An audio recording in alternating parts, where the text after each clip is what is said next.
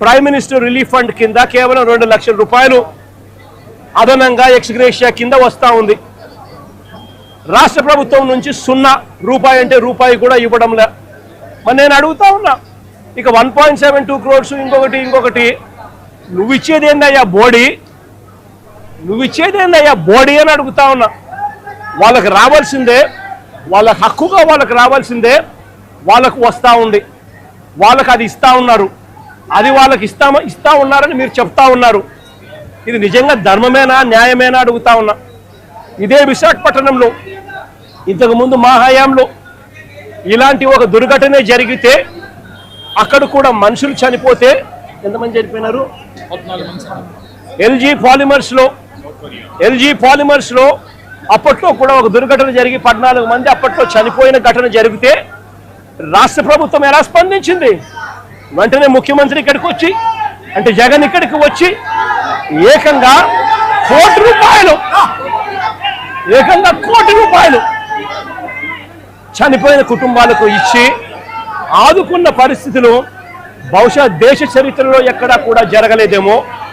ఒక్క ఆంధ్ర రాష్ట్రంలో జగన్ ముఖ్యమంత్రిగా ఉన్నప్పుడు చోటు చేసుకున్న ఘటన. ఏకంగా ₹1,00,00,000 వాళ్ళకి ఇచ్చి ఆ కుటుంబాలకు తోడుగా ఉండి ఆ వాళ్ళ సభ్యులు చనిపోయిన వాళ్లకు ఉద్యోగాలు కూడా మళ్ళీ ఆ కంపెనీలో ఇచ్చేట్టుగా వైఎస్ఆర్సీపీ ప్రభుత్వం అప్పట్లో అడుగులు ముందుకు వేసి చేయించింది.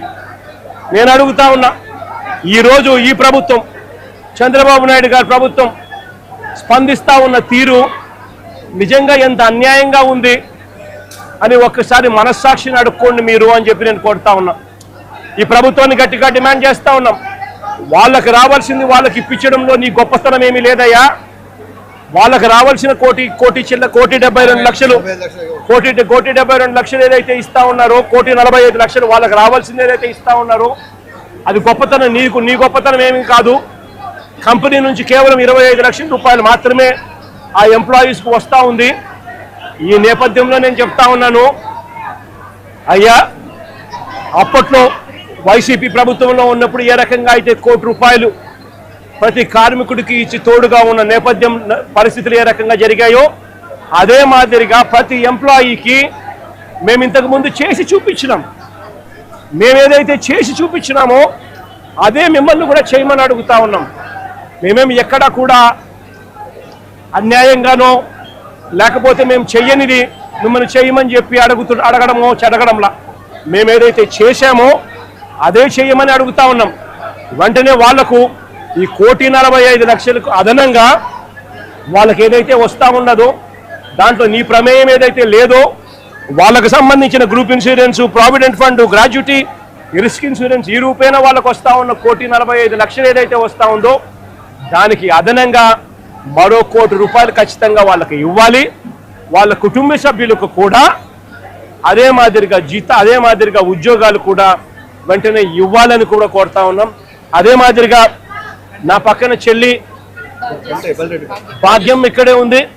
వాళ్ళ కుటుంబం కూడా ఇదే మాదిరిగానే సంవత్సరం 14 నెలల కిందట 14 వాళ్ళ భార్య ఇక్కడే ఉంది. 1/4/2025లో చనిపోయిన పెంటయ్యన్న కుటుంబానికి కూడా ఇదే ప్యాకేజ్ కూడా వాళ్ళకు కూడా వర్తింపచేసి వాళ్ళ కుటుంబానికి కూడా ఇదే మాదిరిగానే ఆదుకోవాలి అని చెప్పి రాష్ట్ర ప్రభుత్వానికి, కూటమికి ఇద్దరికీ కూడా గట్టిగా వీళ్ళిద్దరికీ కూడా చెప్తా ఉన్నాం. మరీ ముఖ్యంగా చంద్రబాబు నాయుడు గారికి, మరీ ముఖ్యంగా రాష్ట్ర ప్రభుత్వానికి, ఎందుకంటే బాధ్యత రాష్ట్ర ప్రభుత్వం కాబట్టి వెంటనే చిత్తశుద్ధి చూపండి, ఎంప్లాయీస్కి తోడుగా ఉండండి. మీరు కూడా అసెంబ్లీలో వైఎస్ఆర్ కాంగ్రెస్ పార్టీ తీర్మానం చేసినట్టుగానే మీరు కూడా ప్రైవేటైజేషన్కు వ్యతిరేకంగా అసెంబ్లీలో మేము చేసినట్టుగానే తీర్మానం కూడా చేసి కేంద్రానికి పంపి ఇది జరగకుండా కూడా ఆపే కార్యక్రమంలో చిత్తశుద్ధిని కూడా చూపండి అని చెప్పి కూడా గట్టిగా వీళ్ళందరికీ కూడా కోరుతా ఉన్నాం.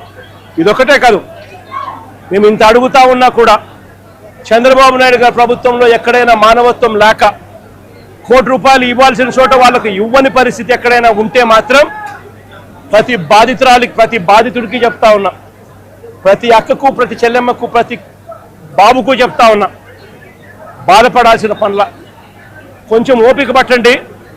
దేవుడి దయతో మన ప్రభుత్వం వచ్చిన వెంటనే ఒక నెల తిరక్క మునిపే ₹1 రాష్ట్ర ప్రభుత్వం ఇచ్చి ఆదుకుంటామని చెప్పి ఖచ్చితంగా చెప్తా ఉన్నాం.